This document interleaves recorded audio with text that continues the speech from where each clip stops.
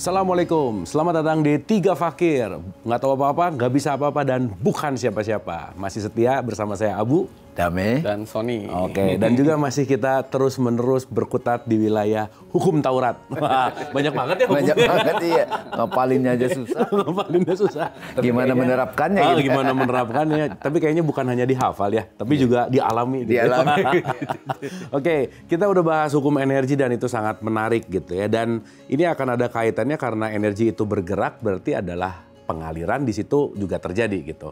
Dan mungkin kita sering dengar tentang flowing, let it flow gitu. Tapi ada hal yang menarik bahwa ketika flowing itu seperti apa gitu, mengalir seperti apa dan apa yang harus kita ketahui tentang aliran ini. Dan ini tertuang dalam sebuah hukum gitu. Nah mungkin kita akan elaborasi. Mas Sony nih, aliran dalam konteks Taurat itu seperti apa sih Mas? Iya, terima kasih Kang Abu, Bang Dame. Jadi kita buka diskusinya dengan bahwa segala sesuatu di alam semesta ini mengalir gitu. Mengalir. Jadi semua itu dalam bentuk aliran gitu ya. Misalnya sebagai contoh uang. Uang itu kalau dalam bahasa Inggrisnya currencies. Currencies itu berasal dari kata current. Yeah. Current yang artinya aliran gitu. Okay. Jadi uang itu harus ngalir. Nggak bisa uang itu beredar pada orang kaya aja gitu. Ya kan? Sehingga perekonomian itu berjalan. Kalau perekonomian berjalan, distribusi kekayaan segala macam itu terjadi. Sehingga tidak ada orang miskin banget dan nggak ada orang yang kaya banget gitu ya. Jadi semua tuh terjadi dengan distribusi pemerataan tuh terjadi gitu ya. Sehingga apa dampaknya? Biasanya nggak ada kriminalitas, ya kan? Nggak ada kecemburuan sosial, nggak ada orang saling kontong-kontongan di jalan, nggak ada orang yang nggak bisa makan, sampai nggak bisa nyekolahin anak, nggak bisa berobat dan segala macam.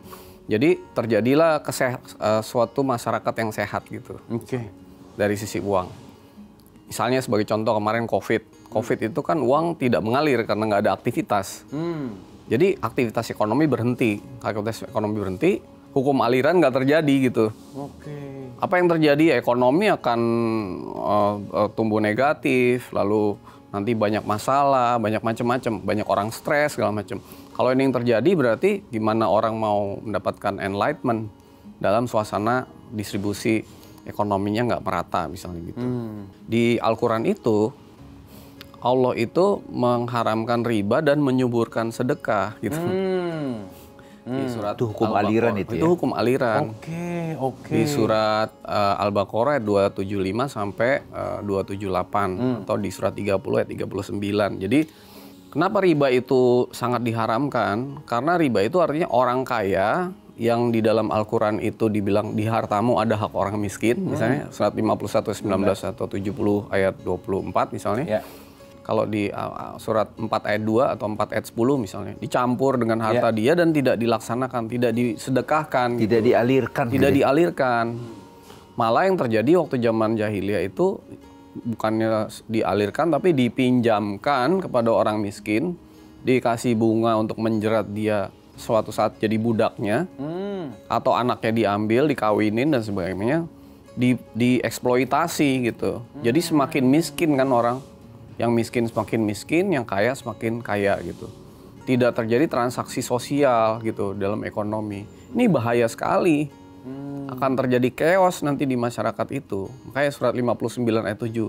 Supaya harta tidak beredar di orang kaya saja. Betul. Makanya ada sedekah, ada zakat. Harus, ini wajib gitu loh. Waktu itu belum ada pajak memang gitu kan. Nah, jadi yang di substansi dari riba itu bukan bunga sebenarnya. Hakikatnya riba itu adalah memberikan pinjaman yang merupakan hak dia nih, hak orang miskin, dipinjamkan dengan bunga yang berlebihan untuk mengeksploitasi. Bahayanya di situ. Haram. Jadi nggak balance. Dibenci sama Allah. Betul. Gitu. Karena hukum aliran nggak terjadi gitu loh. Jadi bukan itu substansinya. Substansinya adalah saya nih misalnya, saya nggak minjem ke bank pakai bunga. Saya tidak pernah di perbankan yang ada bunganya, tapi setiap saya dapat rezeki di harta itu tidak saya laksanakan ke orang miskin gitu. Nah itu. Ini saya lagi makan riba namanya. Meskipun uangnya uang saya gitu loh, iya. Uangnya uang saya nih. Saya tidak melaksanakan hak itu, di hartamu ada hak orang miskin itu yang minta riba. nanti. Saya makan uangnya itu, itu riba. Lebih parah lagi, saya pinjemin ke yang orang yang susah lah ya dalam tanda petik. dengan bunga yang lebih tinggi lagi, itu lebih parah lagi gitu. Jadi dengan kata lain Mas Sony, saya mencoba memahami ya. Hukum kenapa dilarang riba itu dalam rangka pengejawantahan penjelasan tentang hukum Taurat ya. Yes. Hukum aliran kan. Betul. Jadi dengan kata lain, kalau saya misalnya orang kaya, saya butuh ini dialirkan gitu ya. Ya, harus. Saya butuh. Harus. Jadi orang kaya itu butuh orang-orang yang menerima aliran uang dia. Betul. Bukan harus berarti ya, butuh ya. Butuh, niscaya. Saya jadi teringat ini Mas. Ini cerita dari teman. 98 kan, kerusuhan. Itu kan ada beberapa konglomerat kan dijarah kan. Dipaksa oleh ini. Betul, kan. dengan oleh semesta. Kita berhak untuk ngambil itu. Kayak gitu, hukum semesta. Bentuk permukaannya garang. Nah apa yang terjadi? Ada beberapa konglomerat itu. Dia jadi introspeksi. Nah diantaranya, nggak usah sebut namanya. Dia bilang, sekarang kita nggak mau lagi pakai mindset konglomerasi kemarin. Kita boleh kaya sekaya-kayanya. Tapi niat kita untuk membantu rakyat. Yes. Tahu nggak apa yang terjadi? Dia jadi dijagain. Bisnisnya makin berkembang. Dan jadi berkah. dan berkah. Jadi ini hukum pengaliran itu dia sadari. Ya. Ya dengan cara pandang dia gitu. Ya, dan begitu dia mengalirkan, itu kayak membuka Katup baru lagi. katup, sehingga yang diberi, yang diterima juga makin besar. Makanya Allah bilang pinjaman kan. Pinjaman kepadaku, berilah aku pinjaman. Kalau di surat 9 ayat 105, nggak salah itu, Allah menerima sedekah. Iya. Berarti Allah tuh sebenarnya ada di orang-orang miskin itu loh. Iya. Orang yang tidak berpunya itu ada Allah. Makanya Bang Dame pernah cerita tentang Nabi Ya Musa yang Nabi itu. Musa. Iya. Yang orang minta makan itu nggak dikasih. Makan, Tuhan mau muncul, terus kok nggak muncul-muncul. Padahal ada orang miskin yang minta makan itu. Padahal kan makanya di surat 9:105 Allah menerima sedekah. Karena Allah itu menerima aliran itu, Allah tuh berada quote unquote di orang-orang yang duafa itu gitu. Jadi itu harus mengalir. Nah kalau itu berarti Allah menerima, Allah akan memberikan lagi yang berlipat-lipat gitu loh. Kalau dibilang 70 kali, ya kan? Oke. Nah jadi sebenarnya hukum aliran ini kalau dipahami sama kita jadi tergerak untuk terus-menerus berbuat baik untuk mengalirkan itu gitu. Yang buat kita secukupnya aja. Makanya di surat At-Takasur dibilang jangan bermegah-megahan, jangan berlebih-lebihan. Meskipun kamu kaya, kamu tuh hidup secukupnya gitu loh. Jangan terlalu berlebih-lebihan tuh relatif ya. Kadang-kadang orang punya pesawat pribadi juga nggak berlebih-lebihan. Tapi diukurlah dirinya itu. Jangan terlalu berlebih-lebihan, apalagi pengen menonjolkan diri ke orang yang lebih di bawah, miskin, menyakiti hati, perasaan, kayak di Al-Baqarah 262 gitu ya. Memberi itu tujuannya menyakiti hati yang diberi. Gitu. Ria gitu ya kan. Nah itu nggak boleh, itu artinya dia menutup pintu aliran itu gitu. Dan selalu kan sebelumnya kita bahas hukum energi. Energi itu mengalir, aliran. Energi itu turunnya dari atas ke bawah. Jadi dari langit, rezeki turunnya dari langit ke bumi gitu. Artinya dari orang-orang kaya, dari orang-orang yang berilmu, dari orang yang berkesadaran. Dengan mengalir ke bawah maka aliran itu terjadi dan semakin besar. Makanya kalau kita lihat kayak Bill Gates, kayak Warren Buffett, kayak kemarin saya dengar Jackie Chan, dia mensedekahkan Jackie Chan $400 juta dari hartanya ke charity gitu. Ya dia hidup secukupnya aja gitu kan. Toh juga nggak akan susah. Tapi dengan begitu maka dia akan makin dapat energi lebih gede lagi. Berarti kalau misalnya orang yang melekat kepada sesuatu katakanlah pelit gitu ya. Dan itu banyak gitu. Tapi pelit banget.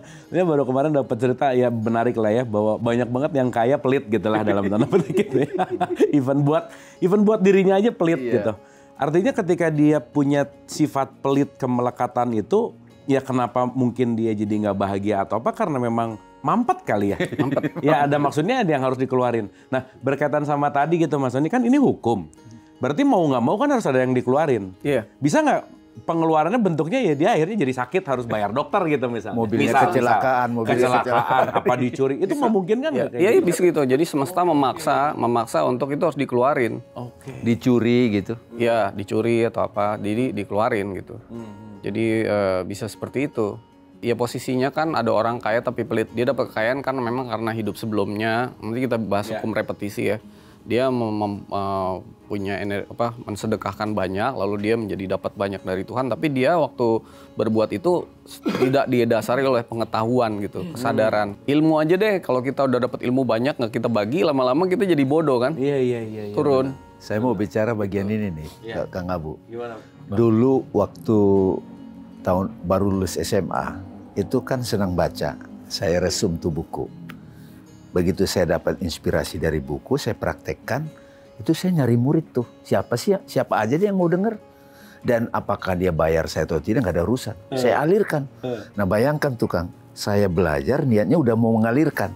Saya belajar, tentu belajarnya serius tuh. Nyotot segala macam, sistematis, terus saya alirkan. Nambah lagi saya. Nah ini ternyata salah satu metode belajar yang dari dulu saya pakai tuh Kang. Iya. Jadi setelah saya dapat, saya udah niat tuh. Wah ini nanti setidaknya orang-orang dekat kita lah. Iya. Saya mau bagi nih dengan cara saya. Bahwa saya belum tahu banyak, iya. Tapi saya mau bagi. Ternyata itu ngalir terus. Bayangkan Kang, niatnya misalnya mau ketemu guru ya. Dia di Amerika gitu. Wah ini asik banget tuh. Berarti kan enak tuh kan. Kalau saya dapat ini saya bagi ke orang. Dipertemukan tuh. Jadi begitu kita alirkan ke orang pengetahuan itu, kita dipertemukan lagi dengan guru yang lebih punya aliran besar. Oke. Dahsyat itu Kang. Ya jadi relate sama cerita Bang Damai waktu ke Peru lah, ke mana gitu kan intinya kan? Iya kan? Sama misalnya contoh. Waktu itu saya kagum sama Gede Prama gitu kan, tahun 95. Wah ini keren banget di pembicara bla bla gitu. Wah terus baca bukunya kan, alirin ke orang. Padahal orang mungkin anggap sotoy, tapi kan saya berbagi aja. Akhirnya ketemu jadi sahabat. Jadi dari situ hanya kalau kita misalnya ingin belajar pada yang lebih berkelas, baca bukunya, alirkan semampu kita dapat. Ternyata bukan cuma yang itu Kang yang masih hidup, yang udah meninggal pun bisa begitu. Misalnya Ibnu Arabi, Jalaluddin Rumi, baca bukunya. Kita mengerti dengan tulus saja, kita alirkan. Nanti tiba-tiba kita kok, ya ketemunya itu ya bisa lewat mimpi, tiba-tiba apa yang kita baca kok jadi kayak Jalaluddin Rumi mewejangkan ke kita. Bisa begitu kan? Iya. Sepertinya hukum wealth tadi, itu sangat terkait sama hukum aliran ini. Oh iya, betul. Iya kan? Betul. Senang saya berbagi, maka kita akan dikasih lagi ketemu yang alirannya lebih gede. Betul. Iya. Sangat mungkin semesta membawanya. Hukum ini membawa kita ke situ. Kamu sudah layak ketemu guru yang sekelas ini. Kamu sudah layak ketemu sosok yang dermawan seperti ini. Gitu. Oke. Ini buahnya kalau kita memahami hukum aliran ini. Iya. Jadi intinya memakan terus nggak pernah buang air kan sembelit ya. Itu aja udah paling simpel kan. Cuman ini kan penting gini, jangan pernah ragu-ragu dengan janji Allah gitu. Iya. Iya kan? Iya. Ya janji Allah itu kan sebetulnya hukuman, hukum ya, beda ya. Hukum sama hukuman beda. Aliran. Jadi artinya begitu yakin bahwa lah hukumnya pasti begitu, bahwa memberi pasti nggak akan ragu-ragu karena kenapa? Pasti dialirin kok. Gitu nggak sih Mas Doni? Dialirin dengan jumlah yang lebih besar. Malah lebih besar. Cuman kadang-kadang ngasih supaya nanti dapat lebih gede gitu. Itu gimana tuh Mas Doni? Jadi segala sesuatu tuh dicatat di semesta tuh berdasarkan niat, intentionnya. Nabi Muhammad bilang inna a'malu bin niyah. Iya, segala inna a'malu sesuatu tergantung binniyah. niatnya. Betul, Jadi intentionnya apa, niatnya apa. Terus tadi berserta Allah kan dengan kasih kita udah bahas sebelumnya. Jadi misalnya ada orang yang misalnya mencuri karena korupsi sama mencuri karena nggak bisa makan, benar-benar nggak bisa makan, anaknya nggak bisa makan, dua-duanya sama-sama mencuri. Tetapi niatnya beda Kang Abu, dicatat semestanya itu beda gitu. Jadi kalau kita memberi berdasarkan kita tahu hukum-hukum Tuhan, sama kita memberi kita naluri itu beda. Kalau orang yang lebih tahu, maka dia akan tercatat lebih tinggi gitu. Dibandingin orang yang sekedar hanya memberi aja, nggak tahu hukumnya gimana gitu. Jadi sebaiknya kita pahami hukum-hukum ini supaya waktu melakukannya itu nilai value-nya tuh akan berbeda gitu. Benar. Nah, salah satunya keikhlasan misalnya itu kan pengetahuan gitu kan. Gimana Bang Damai, sorry? Saya mau kaitkan ini, Kang Abu. Karena kan ini ada populer waktu itu. Udah beri aja maka kamu akan dapatkan gitu. Betul. The power of giving gitu kan. Power of giving. Saya udah ngasih motor saya, ngasih. Kok nggak ada itu kan. Nah ini harus paham hukum energi dulu nih. Maka terkait kan hukum energi, hukum aliran. Nah seperti yang kita bahas sebelumnya. Kalau di Christianity kan ada istilah charity kan. Perpuluhan. Iya, charity perpuluhan. Nah, charity itu in English, Kang. Orang kan mikirnya charity uang. Uang yang nampak diberikan. Sebenarnya kasih sayang yang dialirkan, yang diberikan.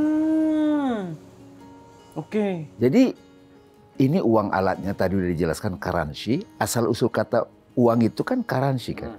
Pengaliran. Tapi pengaliran ini karena hukum kasih sayang itu juga. Oke. Baru dia bekerja. Nah, dalam konteks yang saya suka sharing ke orang, saya misalnya di tabungan di banknya sekian angkanya gitu. Tapi saya punya tabungan yang lebih dahsyat. Saya bilang apa itu? Tabungan semesta itu.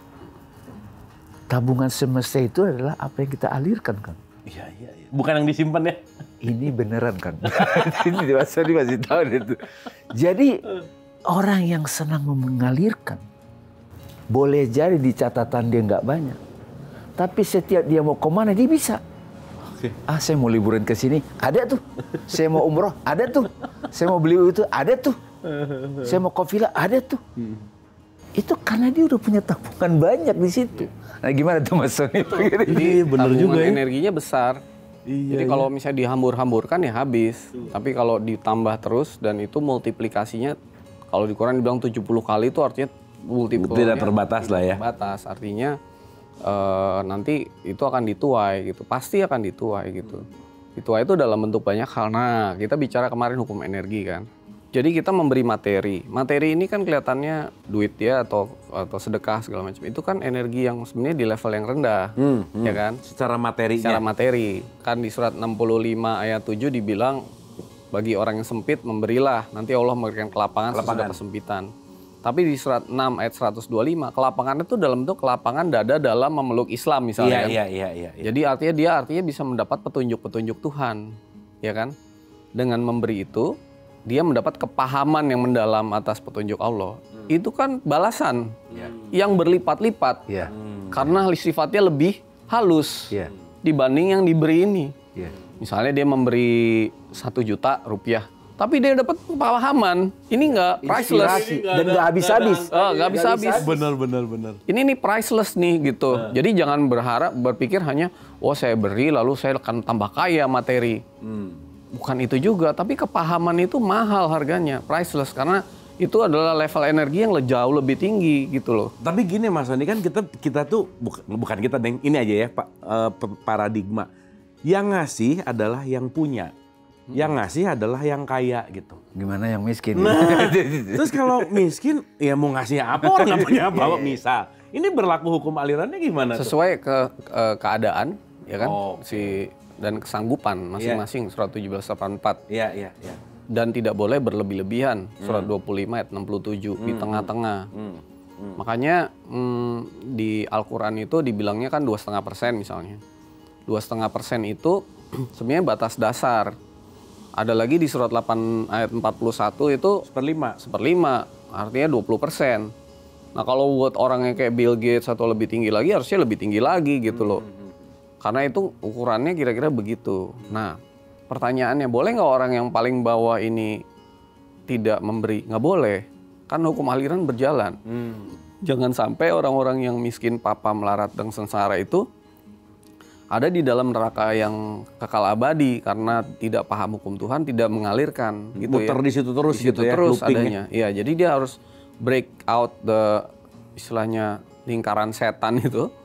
Dengan cara vicious circle itu, dengan cara paham hukum Tuhan dan memberi pakai tenaga, memberi pakai, bahkan di surat 5 ayat 95 kalau perlu berpuasa gitu. Kalau sampai dia nggak mampu, dia puasa aja. Ya intinya dia punya jatah makan siang, jangan dimakan gitu kan? Ya dia makan jatah misalnya 3 kali atau 2 kali, yang sekali dia puasa. Yang puasa ini dikasih orang gitu. Sampai kayak gitu. Aku mau tambahin di sini kan, Mas Sony.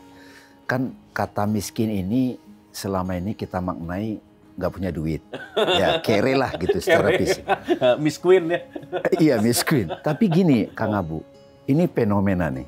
Saya ketemu orang katakanlah ART, secara ekonomi dia miskin, tapi jiwanya lapang dan senang bantu orang, tulus.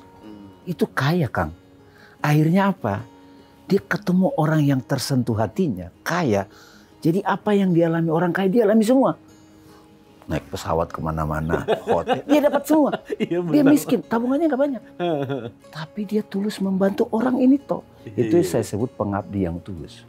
Itu kaya Kang. Nah sementara ada orang hartanya banyak, tapi dia nggak menikmati.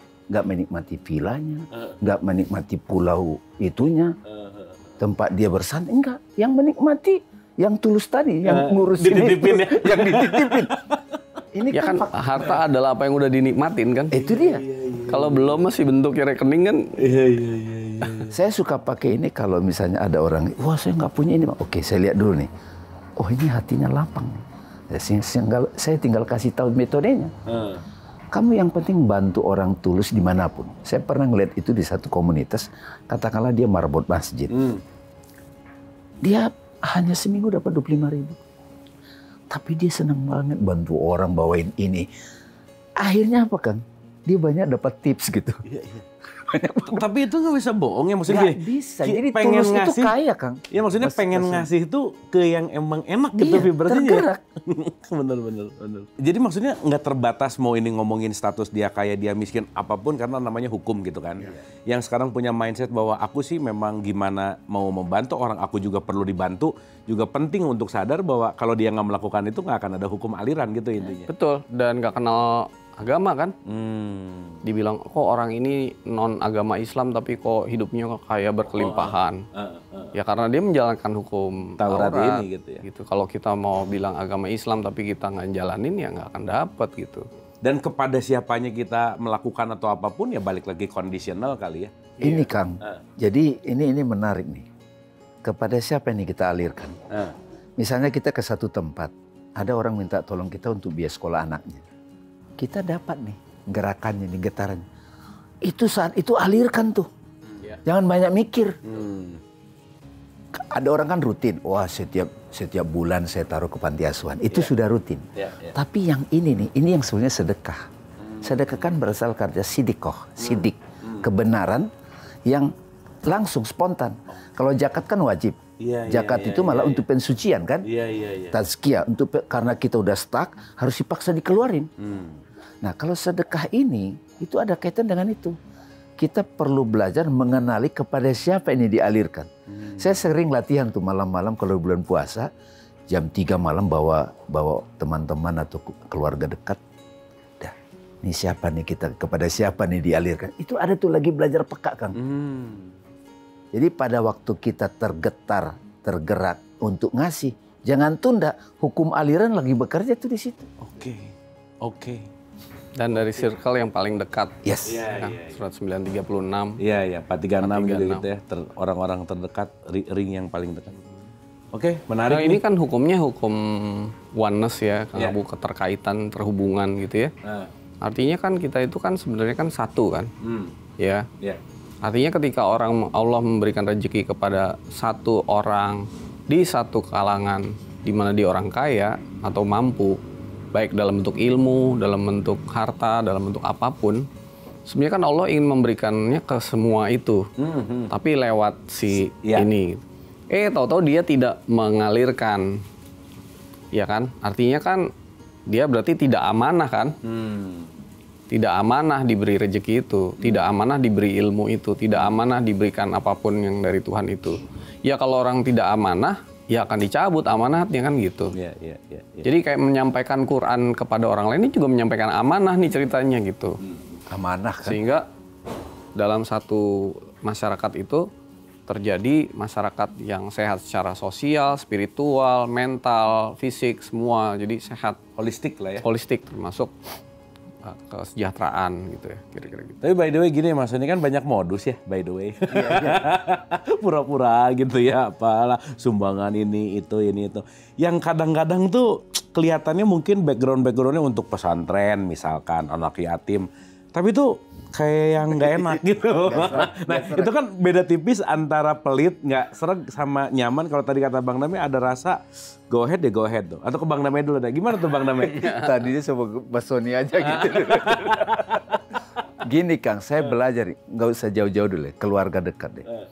Ada keluarga di kampung itu selalu tiap bulan minta dikirimin uang gitu. Awal-awal kita kasih lah. Lama-lama ini kok berasa berat gitu kan, nggak sreg lagi kan, cuma kan takut kualat juga kan, nggak dikasihkan gitu. Nah akhirnya saya menemukan satu proses kebijaksanaan versi saya. Saya berdoa, Tuhan aku niat memberi, terus misalnya dia minta 1 juta, minjam gitu. Saya bilang, saya berdoa Tuhan bantu aku untuk memberi atas kehendak-Mu. Udah nggak usah pinjamin, kasih 300.000 aja. Saya bilang, Mbak nggak usah dipinjam, ini aja, saya kasih aja. Tapi adanya 300. Jadi ini yang saya sebut belajar mengalirkan dengan bijak. Ada juga gini Kang, kenapa orang ini selalu datang ya minta bantuan, kita udah nggak sreg. Rupanya orang itu dikirim Tuhan agar kita belajar untuk melihat sisi pelitnya kita. Introspeksinya dulu. Jadi dalam satu kejadian itu banyak pelajaran tuh Kang. Sampai satu titik nanti kita sadar yang ngasih itu adalah hati kita. Baru mengalir tuh. Dan orang-orang yang tipu-tipu ini nggak dikirim lagi ke kita. Karena kita sudah clear di situ. Udah beres ya? Udah beres. Itu beneran Kang. Oke, ngerti sih Bang Dame. Ngalamin juga masalahnya gitu. Iya benar-benar. Ada satu lagi yang tadi saya terpikir waktu Mas Sony jelaskan. Nabi Sulaiman kan kaya. Orang kaya atau seorang guru loh yang kita kan pingin ngasih ke dia. Kita ngasihnya bentuknya apa? Dia udah punya semua. Mau ngasih uang udah lebih banyak. Udah punya semua dia. Nah di sini saya dapat ini. Oh cara saya memberi pada guru saya yang dia sudah punya semua adalah aku mempraktekkan ilmu yang dia berikan. Iya betul. Itu pengaliran juga. Karena dia udah punya semua. Karena aku bayangkan dia akan bahagia ketika muridnya mengalirkan pengetahuan yang dia berikan. Itu tuh halus lagi tuh Kang. Iya benar-benar. Bayangin kalau kita mau memberi hadiah pada Sulaiman. Susah. Oh dia punya semua. Nah sekarang gimana? Kita memberi hadiah ke Tuhan. Tuhan punya semua.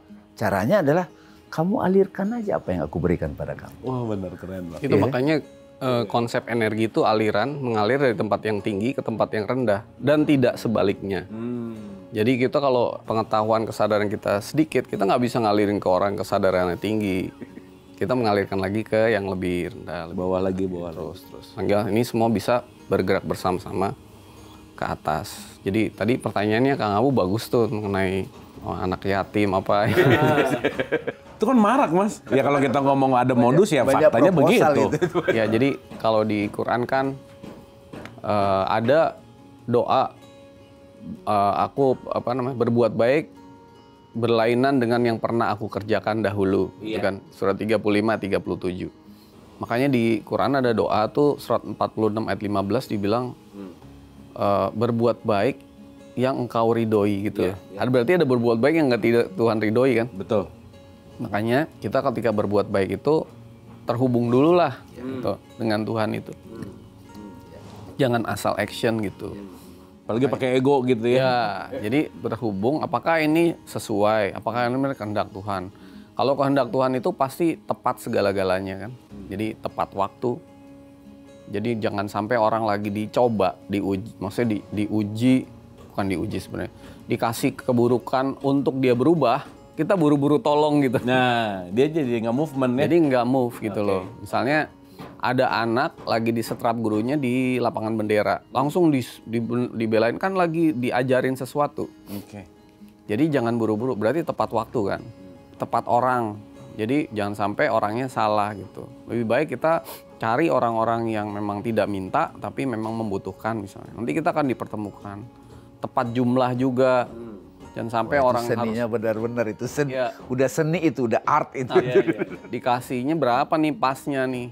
Kalau segini gimana, kalau segini gimana, pas nggak enak nggak hati rasanya, disentuh hatinya lalu ada rasa gimana, enak apa enggak gitu ya. Jadi itu tepat segala-galanya. Jadi harusnya kita berdoa dulu, terhubung dulu, dan Allah pasti memberikan clue gitu ya. Clue gitu. Kemana yang paling tepat gitu ya. Iya, betul. Ada satu nih pertanyaan sedikit nih sebelum ini ya. Sekarang kan zaman politician tuh suka ngasih-ngasih pengaliran nggak tuh gitu kira-kira gitu Mas. Makanya waspada sama orang yang tiba-tiba baik ya. Karena itu faktanya gitu kan Mas Sony. Jadi tapi di dalam konteks makro menurut saya itu juga untuk menjaga keseimbangan. Oh iya, Iya. iya. Kan tadi bisa dalam bentuk dipaksa semesta itu kan. Iya. Dia ngumpulin duitnya dengan cara seperti apa, harus bagi juga kan. Iya. Tapi ada di lingkaran itu. Gitu. Ya, pokoknya hukum ini tuh nggak bisa dilawan juga. aja. Ya. Nggak bisa. By the way, ada nggak yang sia-sia Mas Sony? Ngasih tapi jadinya sia-sia meskipun contoh, ya udah deh kasih aja gitu. Dalam artian ya yang penting ngasih, terus akhirnya juga jadi istilahnya nggak berkah lah, entah itu jadi nggak ada kebaikan gitu atau konteksnya tuh gimana ya? Ya sia-sia lah gitu, useless gitu. Ya ada, itu kan di surat Al-Baqarah ayat 262 nih. Orang-orang yang menafkahkan harta di jalan Allah, kemudian mereka tidak mengiringi apa yang dinafkahkannya itu dengan menyebut pemberiannya dan dengan tidak menyakiti orang lain. Mereka mendapat pahala di sisi Tuhan. Tidak ada khawatiran bagi mereka, tidak pula bersedih hati. Jadi 263-nya perkataan yang baik dan pemberian maaf lebih baik dari sedekah yang diiringi dengan sesuatu yang menyakitkan perasaan orang. Itu sia-sia ya. Ini sia-sia kan? Artinya kita memberi, Dia mau ngomongin. tapi menyakiti perasaan. Memberi, tapi punya ego yang besar misalnya. Makanya semua itu tergantung niat. Jangan-jangan seseorang yang memberi kucing kehausan di pinggir jalan dan makan, nilainya lebih besar daripada yang tadi disebut Bang Dame itu. Karena yang dicatat semesta bukan pemberiannya saja, tapi juga satu paket dengan intentionnya itu. Gitu. Karena gitu ya. Pemberian itu sekedar fisik kan. Fisik itu energi yang rendah. Tapi kasih itu energi yang tinggi. Jadi kuncinya di situ kalau ya. si energi rendah ini tidak disertai dengan energi yang besar, yang balik kan kecil jadinya. Sia-sia. Bener. Jadi poinnya kalau kata Bang Damai tadi, jangan sering-sering cek saldo di rekening ya. Tapi jangan mampunya 100, cuma ngasih 10. Mau berharap energi yang 2 miliar ini datang, ya nggak juga lah.